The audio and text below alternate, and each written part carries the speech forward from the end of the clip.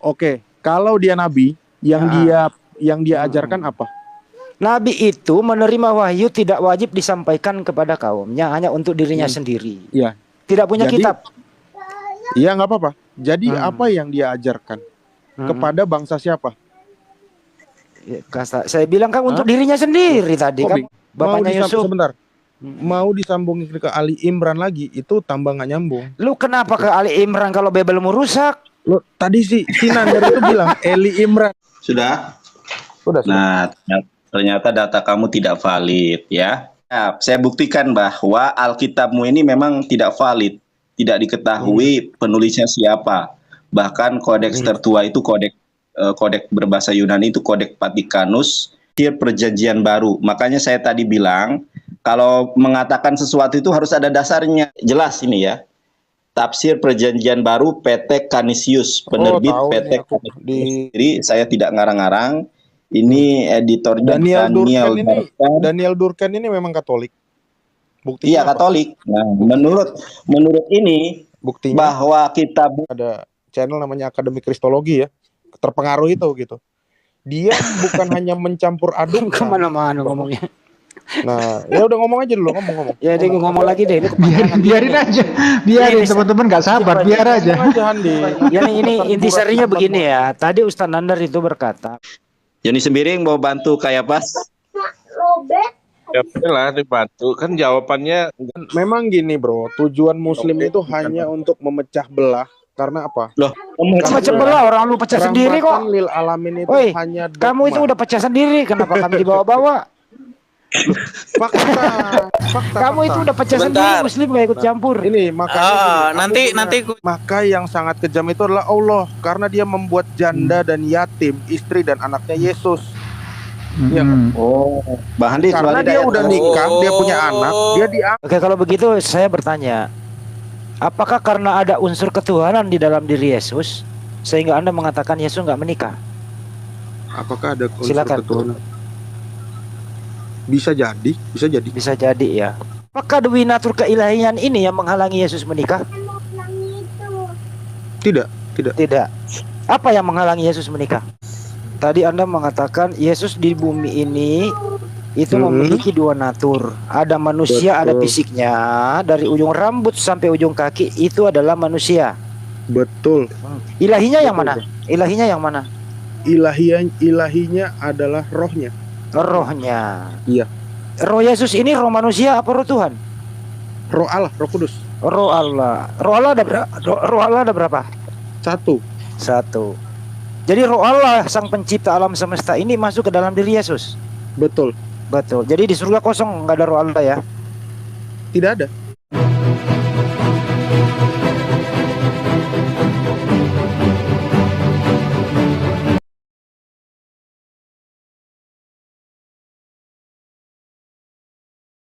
Nabi Isa itu nikah, karena yang bilang itu adalah Ustadz Wafi dan Farhan. Gimana? Ya, saya setuju. Sorry, jangan salah, bukan Ustadz Wafi, penunggang kuda dan Farhan. Gimana menurut kalian? Yesus kawin ya? Iya, Yesus menikah. Isa menikah. Ada ayatnya itu bahwa setiap para nabi itu menikah. Jadi dia udah punya anak ya kira-kira ya Bang? Ya kalau untuk anak nggak dijelaskan. Dia punya nafsu kan, pasti dia bikin. Nabi Isa alaihissalam itu laki-laki sejati. Berbeda dengan normal dia. Yahya nikah. Jangan ke situ dulu. Iya. Bentar, Yahya nikah nggak? Aku nanya itu dulu. Aku belum pernah menemukan tulisan yang menyebutkan bahwa Yahya menikah. Kalau Yahya saya belum paham, saya belum pelajari ya. Coba Ustadz Nandar atau Ustadz siapa nih? Zulfikar. Kalau bisa jangan diartikan terlalu banyak nama diperbandingkan dengan Yesus. Juga Yesus Nabi Isa saja dulu. Supaya nggak lebar kemana-mana kan gitu ya. Mencari nabi, kalau ada nabi yang tidak menikah, berarti semua argumen di sini patah. Nggak bisa Anda mengatakan Andi Slebes nggak menikah, Yesus nggak menikah, nggak bisa, nggak apple to apple. Sebentar. Apple to apple-nya adalah antara Yesus dengan Nabi Isa, itu baru apple to apple. Kalau Yesus lu bandingkan dengan Paulus, nggak apple to apple juga. Kalau Yesus lu bandingkan dengan siapa namanya Raffi Ahmad, nggak apple to apple gitu loh. Nabi Yesus Yahya ada Nabi nggak di Isa Islam? baru nyambung. Jadi kalau nyambung lagi ke Yahya, habis itu ya ke Sakaria lagi, kemarin ke Nuh lagi gitu loh. Enggak. Zakaria kan jelas itu anak itu bapaknya Yahya, nggak Ya, mungkin aku lari. ya sekarang Yahya gini. menikah nggak, bro? Aku Kalau tanya itu ke saya belum kalian bisa jawab menikah apa enggaknya karena ada dua pendapat ya. Menikah dan Ada tidak. yang mengatakan tidak menikah berarti. Dua pendapat mengatakan begitu. Nah, Saya kalau dia belum tidak menikah artinya penjelasan tadi bahwa seorang rabi harus menikah itu udah gugur dengan sendirinya. Karena apa? Karena Yahya ini yang diceritakan Yahya juga sebentar orang dulu. Yahudi. Yahya diceritakan di Bible-mu apa Yahya diceritakan di Al-Qur'an? Di Al-Quran dong. Di Al-Qur'an. Heeh. Oke. Nikah nggak? Ya itu Ayo. ada dua pendapat ya Ustadz Nadar ya. Ada yang bilang mengatakan menikah, ada yang enggak. Saya belum bisa memutuskan malam ini. Gitu Artinya ya. belum valid juga. Kalau Tapi seandainya Yahya itu tidak pernah disentuh oleh, nggak ada kisahnya dalam Al-Quran, disentuh oleh perempuan yang bukan muhrimnya. Seperti Ya, kisah itu. Yesus dengan Maria Magdalena. ya itu Jadi di pasal biarlah PL, sebegini di bro, PL biar tidak Anda lari ada. mau kemanapun, Anda tidak bisa membuang dasar-dasar Yesus nggak menikah. Kira-kira Gitu loh. Yahya itu rabi juga nggak? Kita pikir sama-sama. Dia nabi. Rabi nggak? Dia nabi, tidak mengelar rabi dalam Al-Quran. Nabi. Aku tanya, rabi juga nggak? Dia Tidak. ke bait Allah nggak? Tidak ada rabi di dalam istilah Al-Quran. Nabi. Oke, kalau dia nabi, yang dia ajarkan apa? Nabi itu menerima wahyu tidak wajib disampaikan kepada kaumnya, hanya untuk dirinya sendiri. Iya. Tidak punya Jadi, kitab. Iya nggak apa-apa. Jadi apa yang dia ajarkan kepada bangsa siapa? Ya, saya bilang kan untuk dirinya sendiri tadi. Kok Kamu bingung? dengar bahasa Indonesianya? Dia mengajarkan ajarannya kepada bangsa apa? Tidak mengajarkan kepada siapa, dia hanya pakai bergaul dia nabi di zamannya. Nabi. Dia nabi. Dia ngajarkan Nabi. kepada bangsa. Saya ulang lagi pengertian nabi. Nabi itu menerima wahyu untuk dirinya sendiri. Kalau Anda berkata gitu berarti Anda juga bisa menabikan Luga. Cuma permasalahannya Nabi Yahya itu ada di Quran. Artinya ada. Saya tanya dulu Anda, apa sih arti nabi, bro? Nabi itu adalah seseorang yang bernubuat. Ada pengajaran. Benar. Seseorang yang bernubuat. Pantesan udah jelasin Kata sampai. nubuat itu kata dasarnya apa, Bro Handi? Aduh, pantesan. Neviim itu kenapa ada kata nubuat? Kenapa ada kata neviim? Kenapa ada kata navigator? Dia memberikan petunjuk atau ajaran. Pantesan nggak nyambung dari tadi. Pengertian nabi juga berbeda sama gua. Kalau momen Pak, sebentar. buka KBBI arti nabi apa? Nanti saya tanya dulu. Nabi Yahya untuk bangsa. Jangan Nggak usah dialih. malam. Saya mau tanya ini bro, kayak pas mau Sebentar, bertanya aku tapi nanya tidak mau dulu, ditanya. Kalau bisa dijawab, aku akan jawab dengan senang hati. Nabi Jangan Yahya melebar itu dong. untuk loh, kok melebar nih fokus. Nabi Yahya itu untuk bangsa apa, Bro IQ? Nabi Yahya itu seorang nabi menerima wahyu untuk dirinya sendiri. Iya, umatnya nggak ada. Nggak punya umat dia. Nggak punya umat, Dari mana ada umat untuk dirinya sendiri? Nggak punya kitab. nggak punya kitab. Terus Nggak dia orang punya. apa, Bro? Kira-kira orang apa? Dia lahir di zaman Yudaisme ya, di daerah Israel ya dia Jadi lahir. dia Ya. Yudaisme ya. Artinya dia boleh nggak mengajar? Ya, tidak ada sejarah dia mengajar. Sebentar. Gimana ada boleh mengajarnya nggak ada nabi? kitab? Boleh Dia nggak nggak punya nabi, kitab. Bro, jangan mengelak. Hmm. Boleh nggak nabi itu nggak ngajar? Ngomong dulu, nyaring. Boleh, bilang boleh. Kenapa Anda memaksa menjawab? Ya udah, kalau gitu jawab silakan. Gimana sih?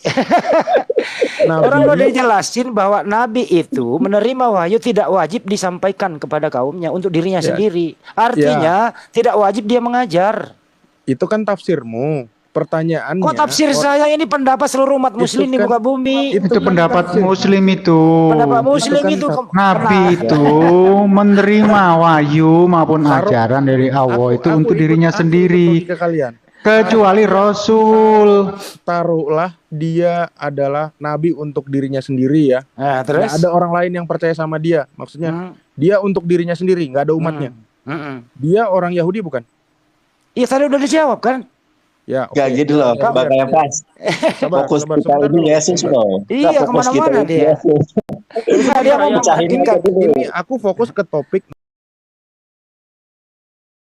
Nandar, biar kita menyamakan persepsi bahwa Memang Oke, dia mau ada. dia mau membandingkan Nabi Yahya sama Yesus. Oke, nggak apa-apa. Nah, iya. Pertama adalah ini dengerin dulu saya. Dengerin dulu ya. Dengerin saya dulu dong. Apapun yang terjadi sama Nabi Yahya itu tidak ada unsur ketuhanan di dalam Nabi Yahya. Satu. Iya. Kedua, Nabi Yahya itu tidak ada kisahnya pernah diminyaki rambutnya oleh perempuan. Tiga, Nabi Yahya tidak pernah diminyaki kakinya oleh perempuan. Cium. Ini tidak pernah dicium oleh perempuan. Dia Yesus, tidak ada Islam, ini bandingannya tidak ada dulu dengan Islam Yesus. yang beriman. Dengerin dulu, saya bandingin dengan Yesus. Yesus selama hidup, ya, ini selama hidup nih. Yesus itu pernah disentuh oleh perempuan, diminyaki rambutnya minyak nawastu, dicium kakinya, diminyaki kakinya oleh Maria Magdalena. Beda nggak apple to apple. Nah, Yesus punya unsur ketuhanan menurut orang Kristen. Jadi tidak apple to apple, bro. Kalau lu menyambungin ke Yahya, kagak nyambung. Iya. Belajar dikit apa? Ini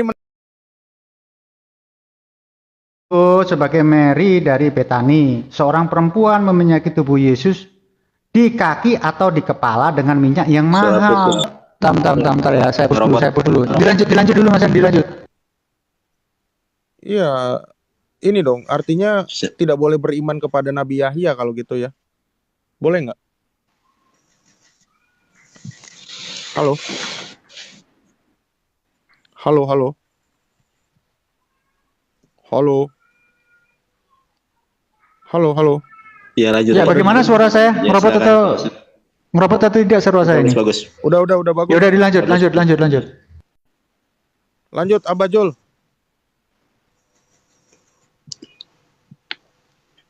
Ntar suara saya nanti meropot. Tidak, dilanjut dulu. Saya soundnya di sini. Ponorogo Dilanjut kayaknya dulu. hujan ini ya, hujan deras ya Ponorogo ini ya.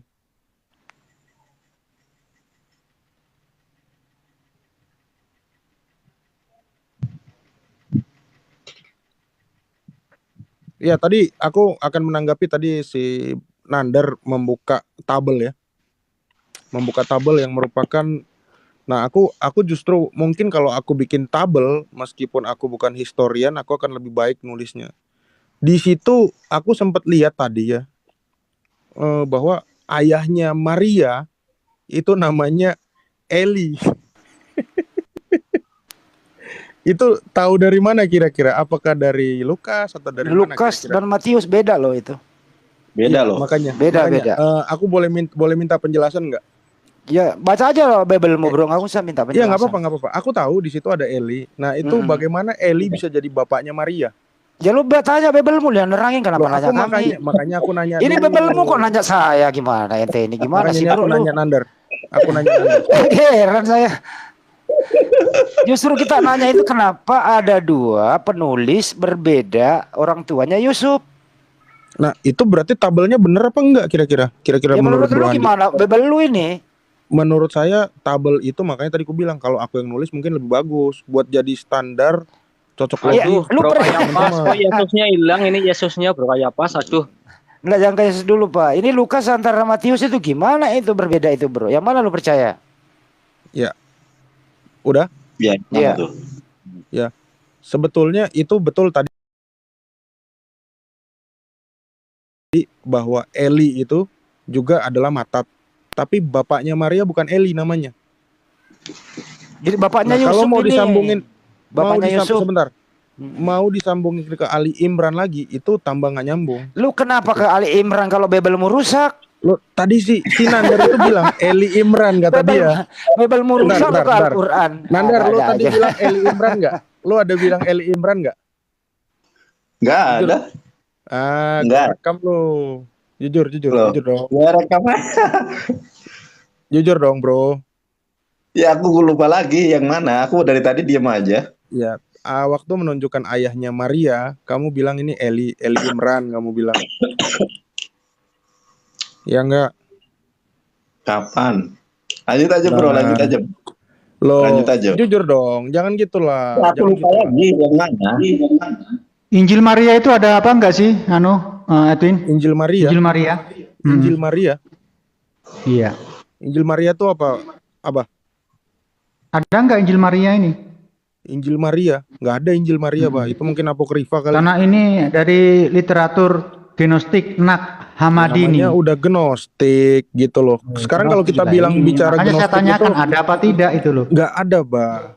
Nah, ini aku kasih tahu ya. Karena di situ dijelaskan, ya di bapaknya situ juga Maria. dijelaskan. Kita hanya membaca literasi lah bahwa Ya, di situ di mana mempunyai di 3 mana ada anak. tulisan bapaknya namanya Eli. Ya di sini masih saya baca-baca di Bapaknya sini. Maka Yusuf, saya tanyakan ya, apakah kalau ada Yesus datanya itu makanya. apa ada Injil Maria? Gnostik itu artinya tulisannya bisa dikatakan tidak valid. Karena apa? Karena penulisnya juga tidak diketahui dan itu tidak pernah ada dalam gereja. Gereja dengan ajaran yang satu itu masih ada sampai sekarang. Nah, hal yang kedua, Sebentar, Kak Yabas. ngomong dulu. Menurut kamu penulis Injil Matius, Markus, Lukas, dan Yohanes itu diketahui atau tidak? Diapain, bro? Diketahui oleh? Saya ulangi. Loh, dengarkan. Menurut kamu, tadi kan Pak Dejul Fikar kan bilang, aduh kok pitek ya.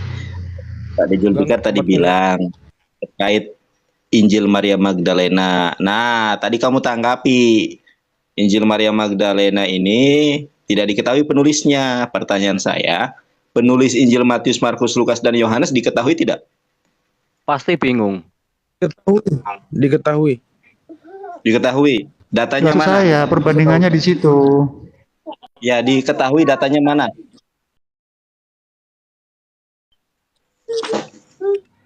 Gini, Jangan bohong kamu. kenapa kami mengetahui warisan dari para rasul itu? Makanya aku ngomong dulu. Kalau mau jelasin dulu. Biarkan Edwin menjelaskan dulu. Nanti kita akan jelasin aja dulu, tanggapi. Nandar. Bapak Iya, Sunandar. Ya satu-satu. Silakan kamu aja dulu. Bukan. Kamu dulu. Kamu mengatakan bahwa Injil Maria Magdalena yang ditemukan di Nag Hammadi itu tidak valid karena penulisnya tidak diketahui. Lalu pertanyaan saya, Injil Matius, Markus, Lukas, dan Yohanes diketahui tidak penulisnya? Kalau diketahui,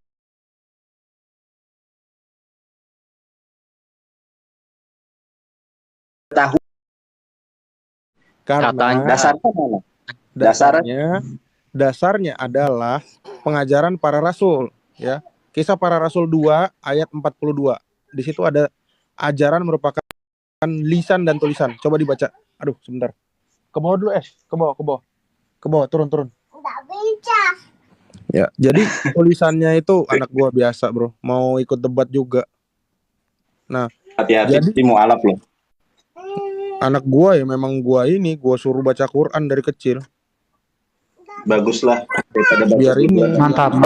Biar tahu. Biar nggak tersesat ya. Iya, biar tahu mana yang apokrifa, mana yang asli kan. Ajaran apokrifa kan pasti. Iya, biar tahu. Ya, lanjut. Nanti saya buktikan yang apokrifa siapa. Jadi gini, apokrifa itu selalu ditulis tidak pernah sejaman dengan hidupnya para rasul. Nah, para rasul itu punya ajaran di mana dia punya ajaran lisan dan tulisan. Nah, warisan Yesus, kata-kata yang diwariskan Yesus itu adalah gereja ya. Gereja, makanya kita nyebutnya gereja gitu. Nah, gereja itu adalah merujuk bukan kepada bangunan tapi melainkan kepada umat Yesus. Nah, duluan mana ada kitab atau ada gereja? Tentu duluan ada gereja. Karena orang-orang Kristen purba itu dia belajar atau dia ibadah dia nggak pakai kitab PB, dia belajar baru dia hanya pakai kitab PL, betul. PL apa ya? Itu Septuaginta. Nah, gereja-gereja inilah yang menjadi sasaran tulisan-tulisan para rasul itu. Makanya ada surat kepada jemaat di Korintus, surat kepada jemaat di Galatia, surat Yohanes. Nah, jadi yang ngirimkan itu adalah rasul-rasul itu kepada jemaat atau gereja yang ada di sana setempat. Dari gereja-gereja itulah, itu baru nanti dikanonkannya abad keempat, tahun 391 ya di Kartago. Nah, pada saat itu baru kitab suci ada, kitab suci PB yang kita baca ini baru ada. Nah, apa yang mereka pegang? Mereka punya ajaran lisan. Karena mereka punya ajaran lisan, mereka tahu tulisan mana yang benar, mana enggak. Itu yang menjadi dasar. Kurang lebih seperti itu. Sudah. Sudah. Nah, ternyata data kamu tidak valid ya. Oke, saya awali nih ya. Ini saya layarnya saya perbesar dulu, Bang Handi, Pak Dejulfikar. Gemeter gue lihat data lo, bro. Iya, harus dong. Makanya itu tanda bukti bahwa kamu ini berpacu Langsung kepada pengen mualaf. riba. Ya, mudah-mudahan kamu dijamah Tuhan, dipilih saudara, dia menjadi pribadi baru, manusia baru di dalam iman. Mulai lebih ini Nandar. Lanjut. Jadi, siap, saya buktikan bahwa Alkitabmu ini memang tidak valid, tidak diketahui penulisnya siapa. Bahkan kodeks tertua itu kodeks berbahasa Yunani itu kodeks Vatikanus diciptakan pada tahun 329 Masehi. Oke ya. Ini adalah tafsir perjanjian baru. Makanya saya tadi bilang kalau mengatakan sesuatu itu harus ada dasarnya. Jangan ya. Punya Katolik ya. Ini ya Katolik, bahkan jelas ini ya. Tafsir perjanjian baru PT Canisius, penerbit PT Canisius. Ya, dengarkan saya dulu. Anggota sama penerbit Katolik Indonesia. Pertanyaannya di sini dijelaskan nih tentang Injil ya. Kita lihat nih, benar nggak penulis Injil Matius, Markus, Lukas, dan Yohanes itu diketahui penulisnya? Kita buka halaman 20 ya. Ini baru data ini. Nah, ini silakan Kayapas kamu catat, beli bukunya. Buku ini 1 juta ya, mahal memang. Bukunya orang Kristen ini memang mahal-mahal ya. Ini buku ini 1 juta tebal ya. Saya mah lengkap ya, Alkitab berbahasa Arab ada, Ibrani ada, Yunani ada ya, lengkap ya. Ya langsung ke substansi aja, nggak perlu riak. Ya, siap. Oke, saya baca ya. Pengarang, secara tradisional Matius sang pemungut cukai yang dipanggil Yesus, Matius 9 ayat 9, dan diutus sebagai Rasul 10:3, dianggap sebagai penulis Injil pertama ini. Akan tetapi, seperti juga pengarang kuno lainnya. Tesalonika, bukan Matius. Tar dulu ya. Tidak pernah menunjukkan identitasnya. Mungkin Rasul Matius memang orang yang bertanggung jawab atas tahap awal Injil Matius. Atau mungkin ia adalah seorang misionaris yang datang ke daerah di mana Injil ini ditulis. Nah, ini yang saya garis bawahi ya, underline. Akan tetapi underscore. Oke ya, perhatikan ini teman-teman. Ini adalah entry point-nya. Akan tetapi kebanyakan ahli sepakat bahwa dia bukanlah orang yang mengarang Injil Matius. Jadi ini jiplak nama doang. Apakah hanya ini? Kita lihat halaman 100, ini yang lebih jelas ya. Halaman 165. Nah, kita lihat nih Injil menurut Markus.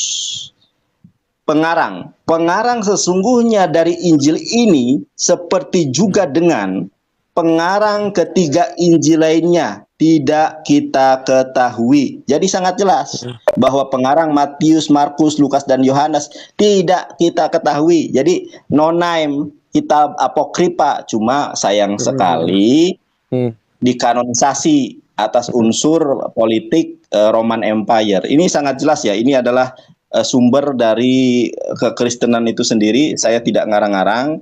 Ini editornya Daniel Durkheim ini memang Katolik. Buktinya iya Katolik. Nah, menurut ini buktinya bahwa kitab ini nggak jelas asal usulnya, tidak diketahui. Ini data yang saya tampilkan. Terima kasih. Buktinya Daniel Durkheim tadi Katolik apa, bro?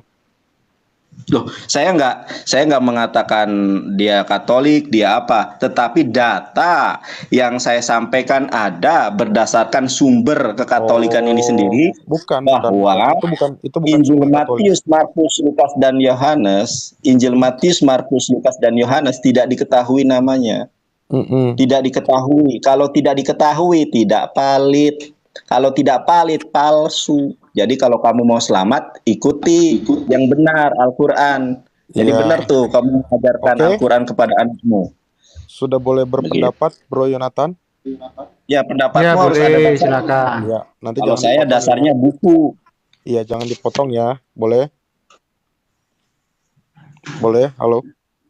Ya udah ngomong Ya aja. silakan. Aku nggak bilang boleh, kalian potong lagi ya. Jadi gereja yang satu itu adalah gereja yang tegak lurus ya, yang disebut jalan lurus atau jalan Tuhan sebelum disebut Kristen. Nah, gereja yang satu tuh apa namanya? Itulah gereja yang disebut ortodoks. Apakah dia memiliki pandangan yang sama dengan yang buku yang kamu tulis tadi? Jelas berbeda. Karena kami punya pendekatan yang disebut pendekatan nepsis. Nepsis itu saksi mata ya, saksi mata. Ada Yohanes 1 ayat 14 atau 2 Petrus 1 ayat 16. Nanti dibuka. Di situ ada kata-kata saksi mata. Nah, kebanyakan ini tanpa saya mengurangi rasa hormat ya. Gereja barat, kenapa ada banyak denom? Nah, kalau denom itu artinya ajaran-ajaran yang udah berbeda. Ortodoks itu bukan denom, tapi ortodoks itu adalah ajaran yang tegak lurus. Ketika suatu ajaran yang sudah menyimpang, maka itu disebut bidat atau denom ya. Makanya ada denom Arianisme, denom Nestorian, denom non Kalsedon atau Oriental ya. Nah, macam-macam.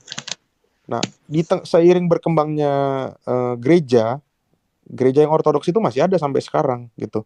Nah, ada gereja-gereja yang mencampur adukkan. Ini aku tanpa mengurangi rasa hormat ya, aku ulangin sekali lagi ya, dengan teman-teman baik yang seiman atau tidak. Nah, gereja-gereja itu mencampur adukan ajaran agama. Contohnya, dulu ada orang namanya Agustinus. Bagi gereja Agustinus itu hanya orang saleh.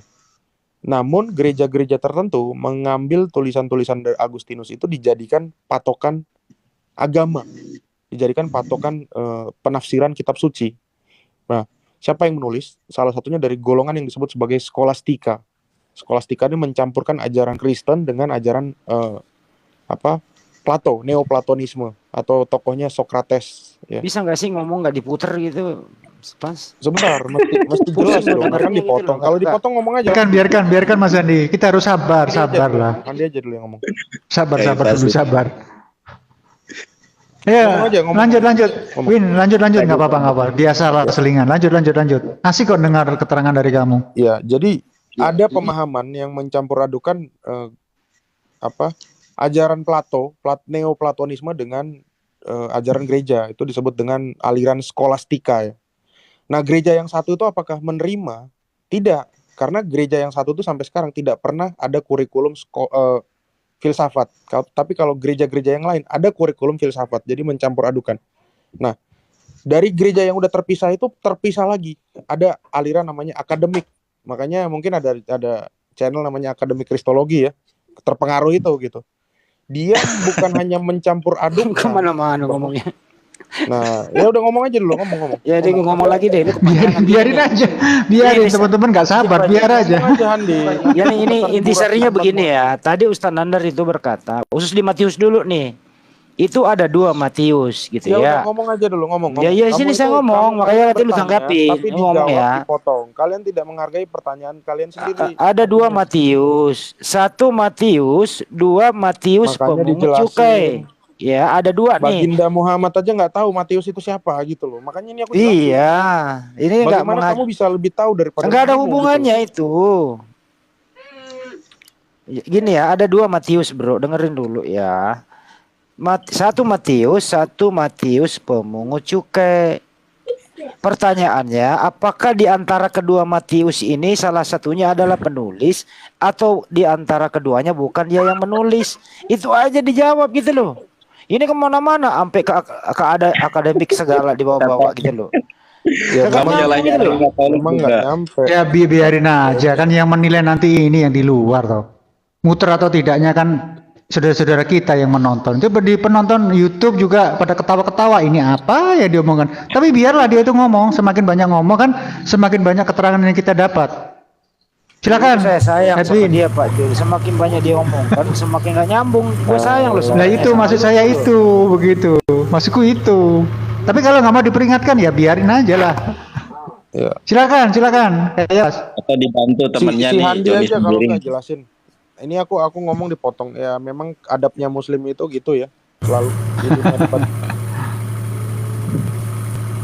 Percuma kalau Oke, lanjut ya, aja. maksudku percuma kalau kita ini berilmu dan berakal tapi nggak punya Nggak percuma juga diskusi kalau orang nggak ngerti bahasa Indonesia gitu loh. Itu. Makanya Handi, Kan jelas Kalau- pertanyaannya singkat banget loh. Ada 2 Matius, Kalau- 1 Matius, sebentar. 2 Matius Sebentar. memungut cukai. Siapa yang Kalau- menulis di antara kedua ini gitu loh. kalau sebentar. Tinggal Ya, aku dijawab. tengahin aja.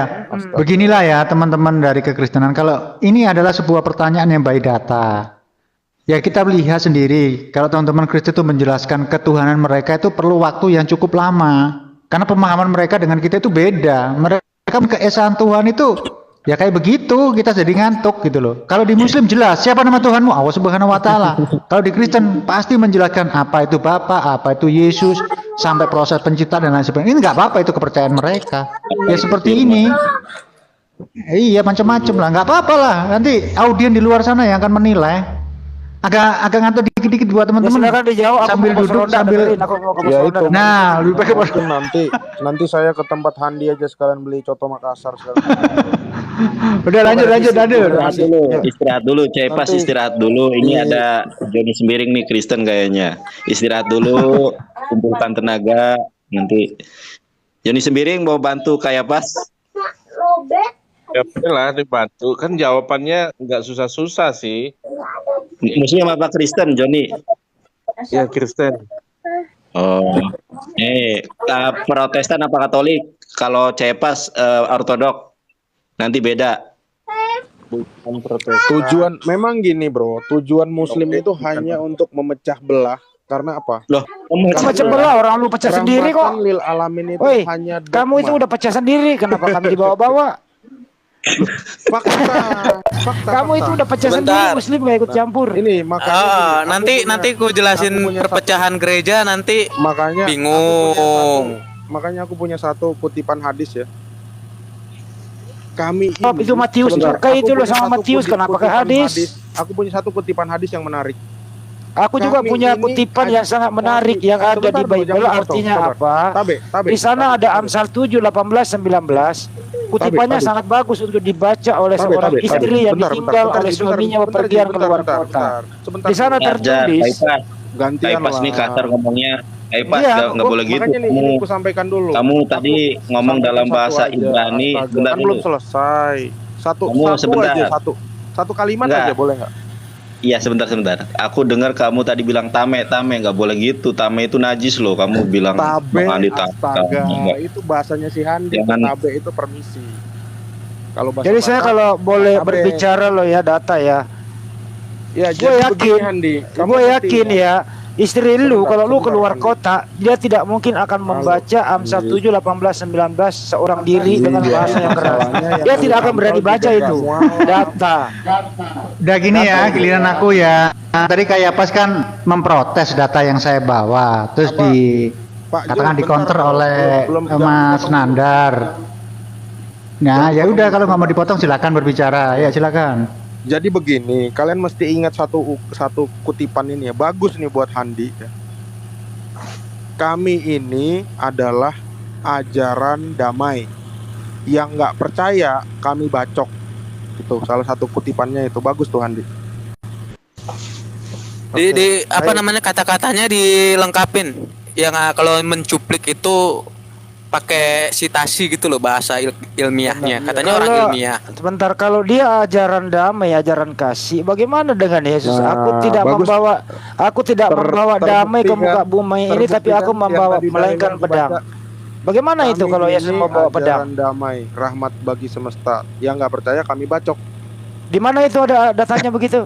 Di mana dalilnya di mana dalilnya? Gue emosi. Coba, Jangan coba. emosi, ceritanya. Bang. Udah, jangan. Udah, kita lanjut. Bahasanya masalah ini loh, pernikahan Yesus. Suka nama-nama Kita gitu kembali loh. ke rel utama. Kita kembali ke pos utama bahwa benarkah Yesus itu menikah? Itu kan pembahasannya dari Edis tadi kan, dari awalnya Edis. Benar. Jadi kita harus Kita ke arah membahas- situ aja. Gini, jadi kita harus membahas Nabi Yahya itu menikah juga enggak? Karena dia mengajar di Bait Allah juga. bukan Tuhan, nggak apple to apple. Loh, Yesus kan bukan Tuhan. Kelar Yesus kan? bukan Tuhan loh. Nabi Yahya menikah. Yang persoalan di sini adalah karena Yesus lu Sabar. Tuhan kan gitu loh. Nabi Yahya Carikan- tidak dituhankan, nggak apple to Carikan apple. satu ulama yang mengatakan Nabi Yahya menikah. Carikan Iya. satu juga orang yang paling Apa? cerdas di muka bumi ini kalau Yesus itu Tuhan. Oh, kalau yang paling cerdas jelas Muslim, bro. Makanya Mana? motor-motor di jalan itu mereknya Yamahmut, bukan Si- Yamaha. Wah, ini kurang ajar ini. Bukan ya Paulus. Nah, itu kurang ajar itu. Ini menghujat ini. Loh. Astaga, Salah nih. kan aku bilang pinter. Sebutkan satu orang yang paling terbotak di muka bumi mengatakan Yesus itu pencipta alam semesta. Mana datanya? Kembali Nenek lagi mulu aku mana datanya? Mana? baca Yohanes sebentar. Kalau ada yang mengatakan Yesus pencipta alam semesta, saya dibaptis Hmm. malam ini juga di atas sutet. Mana? Ada. Mana? Tulisannya itu Mana? tidak ada sesuatu yang tidak dijadikan oleh dia. Mana saya Dia bilang siapa? dia Dia Coba siapa? bantu Nandar dia itu ya Yesus. iya. Dia Bantu aduh. Nandar. Bentar dulu, Bang, bentar Jangan- dulu, Jangan Bang. baca PL aja. Oke. Tolong ya. Nah, ini. Oke, bentar dulu Bang. Bang, Saya Bang. kan yang- Mm-mm. Ini kelas kroco ini, aku aja yang turun lah. Aku aja yang turun tangan deh. Ini kelas kroco Iya, iya. ini. Aku yang turun Iya, tangan iya, deh. boleh. Oke. Ini siapa namanya? Aku Yamahut pakai juga? Oh, bukan. aku pakai muka dong, biar gentle kita. Iya, terus Keluarin Halo? mukamu. belum 1000, Bang. Belum 1000. Mana mau ngomong kok diam sih? Belum 1000. Ya, udah. Bang Yamahmud. Oh jangan gitu kok ya maaf. Kamu tuh kok udah terpojok Yesus kawin malah bilang ya Mahmud nggak boleh. Ya Kan Pak. Iya. aku udah bilang tadi Memang ini belum Kristen kawin. ini memang harus Kan dibumi nanti hangus. Kayak Iya. apa sih memang? perjamuan Kayaknya- kawin anak domba itu baru Yesus. Dia bukan ortodok Jadi, dia. Bang, woi Bang jangan dipotong dulu. Ini mau dibuktikan mana datanya Yesus yang menciptakan alam semesta mana? Tolong dicari di mana ada tulisan oleh dia segala sesuatu dijadikan dan tidak ada Oke, segala siapa sesuatu dia yang itu? tidak diciptakan Siapa oleh dia itu? Yesus. Mana buktinya Yesus yang menciptakan alam semesta? Mana datanya? Buka Kejadian 1. Yesus nggak ada di Kok situ. kejadian coy. Buka satu Kejadian sih? 1. Yesus. Kejadian 1 Yesus pasal itu- 1. Kejadian Yes. 1 pasal 1. Pada mulanya adalah firman. Kejadian Dikombinasikan 1 pasal dengan 3. Pasal Yohanes. Dikombinasikan dengan kitab Yohanes. Pada mulanya adalah firman. Itu cocokologi namanya, ngocokologi Ya, namanya itu- itu. 3. Ya itu karena Anda tidak mengerti kitab suci. Gitu loh. Namanya Siapa Yesus di Kejadian bilang? 1. Sebentar, Yesus Bang. pernah bilang. Kita Yesus buka Gua mantan Kejadian Kristen, 1. bro. Ya udah kemana-mana ini jadinya kemana-mana ini gimana ini Yesus ini pernah bercerai dengan Maria Magdalena. Kamu tidak mengerti Ya. kitab suci. Nah, apalagi kalian gitu loh. Ya, di Kejadian 1 Ya ada di nama sini Yesus. Bentar Mas Andi, Kejadian 1 ada nama di Yesus. gulungan naskah Laut Mati di situ diceritakan bahwa Yesus itu pernah bercerai dengan Maria Magdalena. Siapakah Maria Magdalena? Itu adalah seorang militan yang setia dan bermusuhan dengan Roma sehingga Yesus membujuknya untuk mengikutinya. Namun karena kejadian ini terjadi pada masa pemerintahan Raja Caligula pada tahun 337 sampai 41 Masehi. Berarti ini Yesus itu pernah bercerai. Mary kembali kepada keadaan semula dan berteman dengan Helena dan Simon Magnus di abad 44. Ya. Makanya Pak Zul, aku bilang Nah. gini, seandainya Yesus itu kawin, taruhlah bener ya. Ya, Maka- memang benar ini data di sini ya saya di gulungan Maka- Laut Mati ini. Maka yang sangat kejam itu adalah Allah, karena dia membuat janda dan yatim, istri dan anaknya Yesus.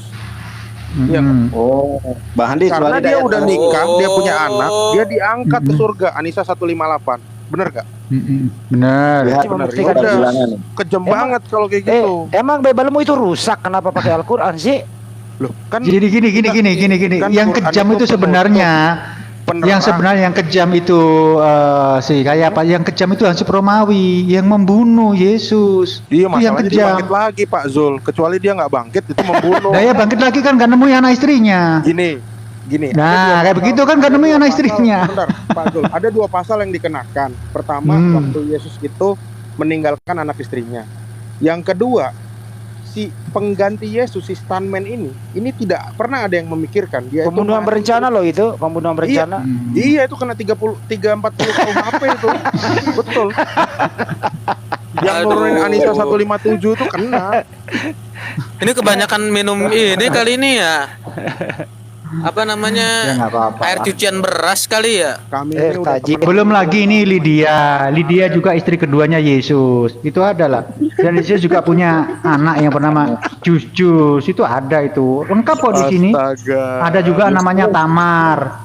Tamar anak sulung Yesus. Itu nama bapaknya Nah. Maria, benerin dulu. Yonatan. Parah, Pak Ju, kalau Tuhan punya saudara tiri. Nama KTP-nya Sunandar tapi Iya, ada. pakai Yonatan.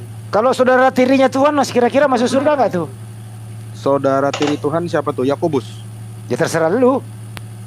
Saudara tiri itu semua jadi orang suci, artinya Oh, dia iya. memiliki Ya, Tuhan punya saudara tiri. Semua orang suci. Tuhan punya saudara tiri. punya. Oh Punya. punya, ya ya. Saudara tirinya Mau saya Tuhan kasih apa? Bapak punya Bentar, Bang, anak, Wih, punya bentar dulu, saudara. Pak Libra, saudaranya Tuhan, saudara tiri Tuhan itu ada unsur ketuhanan juga nggak? Tidak dong. Tidak. Kan manusia biasa. Mestinya ada dong. Saudara loh. Satu darah. Nggak ada. Saudara loh. Karena begini, logikanya gini ya. Nabi Muhammad itu diberikan wahyu. Kenapa lah kalau Nabi Muhammad orang saudara Orang tiri tuanya Tuhan itu masuk dibahas? neraka loh, bro. Dua-duanya. Coba, Saudara tiri Tuhan ini ada unsur sebentar. ketuhanan nggak? Ada nggak dalil Abdullah sama Siti Aminah masuk surga? Kenapa Kalau sih lari ada ke sih sana? banyak Ini yang ini mau mau dibahas apa? Loh, Ini kalau itu nggak bisa bayangin. menjawab, lari kemana-mana Bayangin gitu loh. Kalau begini aja deh bro, kalau Ini aja ditanyain begini, apakah kayak pas ini yakin bahwa Yesus yakin atau tidak yakin ya Yesus pernah menikah? Saya nggak yakin Pak Zul. Yakin. Kalau nggak yakin itu dasarnya apa nggak yakin? Nggak yakin ya tadi itu kalau dia pernah menikah, terus dia diangkat ke langit, artinya yang angkat dia itu kejam karena membiarkan istrinya menjadi Enggak, janda bukan dan anaknya itu. menjadi yatim. nanti bahaya kalau Tuhan punya anak. Tuhan punya anak. Terus Elia gimana? Elia kan diangkat ke sorga tuh. Nah, Elia Sih, menurutku sih yang kejam Oke, itu bagus. bukan Allah ya, yang Bagus, kejam bagus. itu yang membunuh sebenarnya itu. Pertanyaan tentang Elia itu kenapa? Elia bagaimana? Mana-mana Ada kan dua lu. orang. Ya ini kan- teman kan kita diangkat. Ada Ada aja dua di orang Diam sini dulu, yang diam dulu. diangkat. Makanya mau Diam dulu, dijelasin. semua diam. Bang Handi diam dulu, bentar. Aku mau Iya. ngadepin dulu. Udah satu-satu aja, apple to apple. Jangan Boleh, ngomong Ya, banyak ada orang, dua gitu. orang yang diangkat ke ini ya. Waktu itu disebut Samayim, bukan artinya adalah surga, tapi itu tempat yang tersembunyi, bisa jadi Firdaus ya. Nah. Aduh. Sebentar, kita buka dalam Wahyu, itu Elia dan Henok muncul dalam Wahyu 11 ayat 8. Sebentar ya, aku bacain ya. Dua saksi Allah. Jadi Mau dibacain nggak? Kalau nggak mau dibacain ya udah skip pertanyaan selanjutnya. oke, bacakan aja. Ini saya Aku tak memberi diem nih. tausiah kepada rekan-rekan muslim. Dua saksi Allah. Kemudian diberikanlah kepadaku sebatang bulu seperti tongkat pengukur, rupanya dengan kata-kata yang berikut. Bangunlah dan ukurlah bait suci Allah dan mesbah. Ini terus kita skip langsung ke ayat 8. Nanti baca sendiri ya. Nah, kalau bantah japri saya buka live. Dan mayat mereka akan terletak. Aku baca ayat 7 aja ya. Dan apabila mereka telah menyelesaikan kesaksian mereka, maka binatang yang muncul dari jurang maut akan memerangi mereka dan mengalahkan mereka serta membunuh mereka. Dan mayat mereka akan terletak di atas jalan kota besar yang secara rohani disebut Sodom dan Mesir, di mana juga Tuhan mereka disalibkan. Nah, di sini dijelaskan bahwa salah satu orang yang akan muncul, dua orang saksi Allah ini, dia bisa menghalangi turunnya hujan. Nah, kita tahu yang bisa menghalangi turunnya hujan itu adalah siapa? Elia. Dan salah satu lagi disebutkan bahwa ini ciri-cirinya adalah Henok. Baca di dalam satu perikop ini secara keseluruhan ya. Nah, jadi nanti saat di akhir zaman, ini kan Revelation, dua orang saksi ini akan datang untuk mencicipi kematian.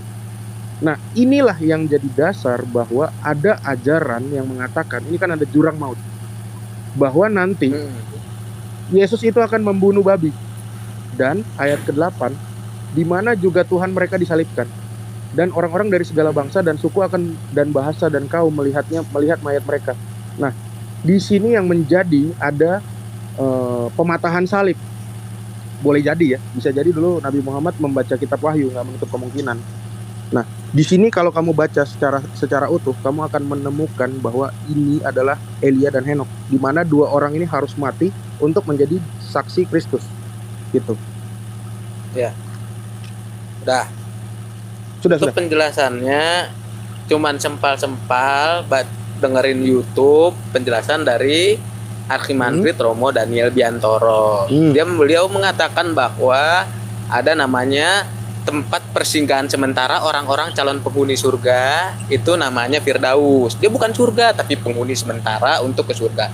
Yang sementara untuk ke neraka itu namanya Tartarus. Itu dari gereja ortodoks memang berpendapat seperti itu. Cuman permasalahannya itu tidak diyakini sama orang-orang Protestan. Tidak ada tempat penantian sementara begitu. Ini dasar akidah loh. Itu yang pertama. Yang kedua, Nabi Muhammad membaca kitab Wahyu. Beliau aja ummi, nabi yang ummi, dia tidak bisa baca tulis, bahasa Arab aja tidak bisa baca tulis, apalagi bahasa Wahyu. Wahyu kan bahasa Yunani. Yang nulis siapa yang nulis? Yang nulis kitab Wahyu siapa? Oh, Yohanes. Mimpinya di Pulau Patmos kan? Di Pulau Patmos dia kan. Mimpinya sehingga dijadikan wahyu di kanonisasi. Penglihatan di Pulau Patmos, beda sama mimpi. Nah, gimana bisa baca kitab Wahyu di Pulau Patmos sementara Arab itu di Makkah itu jauh, jaraknya jauh. Nabi kita juga nabinya nggak bisa berbahasa Yunani, jadi jangan disambiguisasi gitu loh. Oke. Yang nggak ngerti seolah-olah dianggap yang seolah-olah ini dianggap sebagai kebenaran, nggak bisa begitu. Terus udah halo, udah belum? Halo, udah. Lanjut, selesaikan, nanti ku jawab. Nah, penjelasan mengenai yang tadi itu kan korelasinya Elia terangkat ke sorga. Itu pendapat orang-orang jumhur itu orang-orang mayoritas ada di Protestan. Kalau misalkan tempat penantian itu kan Katolik sama Ortodoks yang mengaku. Dasar iman daripada kalian itu kan berarti udah pecah gitu kita. Bagaimana menganggap makanya tadi suatu alam transendental itu. Nah, loh, aku denger, makanya nggak kupotong kan kau ngomong. Ya nggak? Aku denger, makanya nggak kupotong kau ngomong. Itu tandanya adab. Aku dari tadi kau ngomong, oh ya aku ngerti, dipotong. Nggak perlu kamu bilang, aku ngerti, oh iya, nggak perlu, diam aja, cukup diam silent. Kalau orang ngomong, nggak perlu, oh iya, terus nggak perlu. Jadi seperti orang apa namanya ya, dia lebih paham dari orang yang ditanya gitu. Yang ketiga, terus yang selanjutnya, ketika orang itu apa namanya tempat penantian itu, makanya orang-orang Protestan itu tidak mempercayai kitab-kitab Deuterokanonika sebagai kanon. Kanon, tapi kitab yang dipelajari. Dia bukan kitab suci tapi kitab yang dipelajari. Beda. Nah, karena di dalamnya itu isinya tentang apa? Tentang ya alam-alam itu tadi. Tempat penantian sementara Tartarus, tempat penantian sementara untuk calon penghuni neraka, terus Firdaus. Ini kok larinya kemana-mana sih ini? Larinya kemana-mana ini jadinya. Wong itu lebih fokus masalah Yesus itu menikah atau tidak. Kok malah habis minum ke Yunani, ke Inggris, ke planet Namek ini gimana ini? Nggak fokus jadinya. Ya kembali lagi ke tema utama. Apakah benar ini Yesus menikah? Dan siapa Maria? Dan siapa ini dia arahnya? ini? Ya Mahmud. Arahnya ntar si Libra ini kayak Muslim objek apa itu sih? tadi. Libra ini Muslim atau apa sih? Oh, Muslim aku. ya yang fokus aja lah. Handi lagi lah, balik Handi. Nah, gitu loh. Jadi Handi. Kembali ke tema aja lah. Jadi kemana-mana habis energi kita ini. Ngomong kemana-mana ini. Jadi kalau debat masalah kitab itu aja masih kontroversi. Ya curhat nanti Apalagi aja Mas. menerima. Ini topiknya bukan itu. Tadi nggak dengar kata Zulfikar tuh. Enggak, apa namanya? Aku kan ngikutin bahasan Jangan yang tadi panjang-panjang tentang juga masalah ngomongnya, Elijah. nggak nangkap juga kita. Ya kan nangkep Apa? berarti Pendengar jadi ngantuk ini. Iya, nggak jelas. Nanya-nanya, kirain dia ngerti, malah curhat. Ya dilanjut Mas Andi, dilanjut sama Mas Nandar. Handi Biar aja lah fokus sama Nandar. Enak kalau Handi. Silakan Bang Andi. Sebentar Bang Libra, disimak aja dulu. Soalnya tadi lagi bahas Yesus kawin. Iya, Bang Andi silakan Yesus kawin. enggak apa namanya? Turunin aja masalah dulu, Libra ini nggak. Kayaknya masih baru bangun ya, Libra. baru bangun. Tuh, disambisasi kamu lagi kayaknya kan. nggak nyambung Yang nggak gitu ngerti itu dia langsung memutuskan gitu loh. Jadi ya apa Andi. namanya? Andi. Udah dungu, watonnya plus gitu.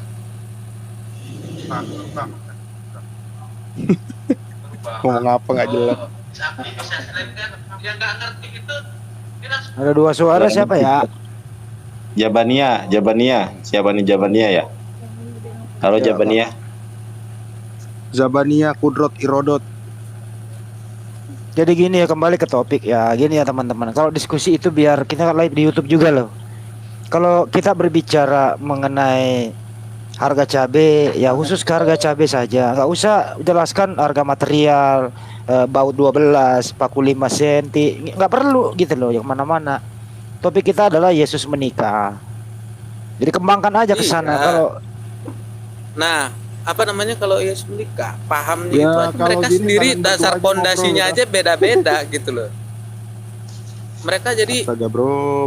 beda-beda, denominasinya ini beda-beda Bang. Jadi nggak bisa satu. Ya, mewakili. Iya, Kayak meskipun beda kan kita debat itu sama fokus dalam satu tema, Thomas. Kalau dibawa ke sana-sana ini apa yang kita dapat? Kita ada di pembahasan utamanya adalah benarkah itu Yesus menikah atau tidak. Itu Iya. biar si Kayapas menjelaskan beserta data-datanya kan enak. Kita dapat keilmuan di sini. Kalau tidak menikah ya argumennya apa, Mas Kayapas ini. Dan nanti di sini ada data-data yang dikumpulkan oleh Ustadz Nandar dan juga oleh saya sendiri dan juga oleh Mas Andi. Nah, kita di sini nih memperjelas di sini di titik poinnya adalah Yesus menikah atau tidak. Jelasnya sih Kayapas menolak. Datanya mana? Kan begitu. Nah, apa datanya kita dengarkan dulu dari Mas Kayapas begitu loh. Nah, memang kita itu berbeda, jelas berbeda. Ya, kalau silakan sama dilanjut kita Mas Andi, kebaktian bareng. Mas Nandar. Iya itu. Ya silakan dilanjut Mas Nandar, Mas Andi. Nandar sama Handi lah. Nandar sama Handi. udah kembali ke Silakan Bang topik. Andi. Ya. Ya, kalau tadi kan alasannya Bro Kaipas ya, Yesus itu nggak menikah. Satu, karena Yesus memang ini kalau dia menikah dia berdosa. Karena Yesus ini ada unsur ketuhanan dalam dirinya, jadi nggak mungkin Tuhan Bukan menikah. seperti itu bro. Mm-mm. Tadi yang aku sampaikan bukan seperti itu. Oke, kalau begitu saya bertanya, apakah karena ada unsur ketuhanan di dalam diri Yesus sehingga Anda mengatakan Yesus nggak menikah? Apakah ada unsur Silakan. ketuhanan? Bisa jadi. Bisa jadi ya. Bisa jadi. Kalau sampai Yesus ini yang Anda tuhankan kan? Anda menuhankan Yesus kan? Menuhankan Yesus. Betul ya? Menuhankan keilahiannya, memuliakan kemanusiaannya. Jadi kemanusiaannya bukan dituhankan, memuliakan. Makanya disebut tubuh kemuliaan. Kalau Yesus apanya ya? Yesus ini di dalam dirinya itu Ada Ada dui keilahian. natur. oh Dui duinatur. natur. Betul. Kolose Dui 2 ayat natur 9. ini bisa dalam suatu tempat bersamaan gitu. Bisa. Bisa. Jadi dalam dunia waktu Yesus ada di dunia yang tidak menikah ini, dengerin baik-baik. Yesus di dalam dunia ini yang dui natur ini tidak menikah. Jadi ada Tidak keilahian dalam diri manusia, ada fisik manusia. Kedua-duanya ini tidak menikah, betul? Betul. Nah, apakah dui natur keilahian ini yang menghalangi Yesus menikah? Tidak. Tidak. Apa yang menghalangi Yesus menikah? Kan saya bilang dia akan menikah, perjamuan kawin anak domba, gereja. Karena itu gereja itu harus memiliki keilahian dan kemanusiaan juga. Keilahian dari mana? Makanya jaminan atau DP yang disebut dalam bahasa Yunani Arabon itu Roh Kudus. Roh Kudus itulah bibit yang ada dalam setiap orang Kristen. Nah, jadi kami juga harus memiliki dui natur itu. Kami harus menjaga. Nah, itulah baptisan disebut sebagai penyatuan dengan Kristus yang merupakan Allah dan manusia. Saya ulang dulu ya, Bro. Saya ulang dulu ya, Bro ya. Tadi Anda mengatakan Yesus di bumi ini itu memiliki dua natur. Ada manusia, ada fisiknya. Dari ujung rambut sampai ujung kaki itu adalah manusia. Betul. Ilahinya yang mana? Ilahinya yang mana? Ilahinya adalah rohnya. Rohnya. Iya. Roh Yesus ini roh manusia apa roh Tuhan? Roh Allah, Roh Kudus. Roh Allah. Roh Allah ada berapa? Roh Allah ada berapa? Satu. Jadi roh Allah sang pencipta alam semesta ini masuk ke dalam diri Yesus. Betul. Jadi di surga kosong, nggak ada roh Allah ya? Tidak ada kekosongan. Jadi selama Yesus hidup di dunia, roh Allah ini mengatur alam semesta ke bawah oleh fisik Yesus ya. Gini, karena di surga kosong. Kamu kujelaskan gini. Ya, silakan. Anaknya itu yang turun, yang nuzul itu tetap satu dengan sang Bapa, tetap satu dengan rohnya. Apakah itu bisa dibatasi oleh tembok, oleh udara, oleh planet, oleh apapun? Tidak bisa, karena kita tidak bisa menjangkau sama seperti kalian menganggap roh itu seperti signal wifi. Bukan seperti itu. Dia tetap satu, makanya ada istilah yang disebut dengan perikoresis. Aku di dalam Bapa, Bapa di dalam aku. Kita tidak bisa membayangkan itu seperti apa. Aku dalam Bapa, Bapa dalam aku. Jadi saling mendiami. Kalau Anda nggak bisa, Bro, saya potong. Kalau Anda nggak bisa membayangkan, kenapa Anda membuat kesimpulan kalau ada roh Allah dalam diri Yesus? Kalau nggak bisa dibayangkan. Karena di dalam Yesaya berapa? 63. Roh Tuhan Allah ada padaku. Oke. Karena Ia mengurapi aku, membebaskan orang yang tertawan dan menyembuhkan mata orang yang buta. Oke. Baik. Roh Allah itu satu ya? Satu.